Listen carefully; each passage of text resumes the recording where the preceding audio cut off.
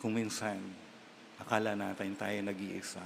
Kung minsan, akala natin tayo yung mga sawi, malungkot, umiiyak, nahihirapan. Pero kung siguro maniniwala tayo sa Diyos at mananampalataya sa Kanyang pag-ibig na wagas, tayo'y hindi mga sawi, kundi wagi.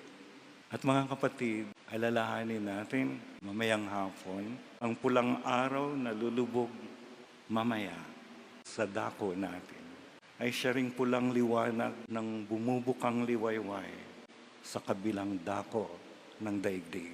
Sana po meron tayong mahuhugutan sa buhay natin. Siyan walang iba, kundi ang salita ng Panginoon at ang kanyang alay na katawan at dugo niya.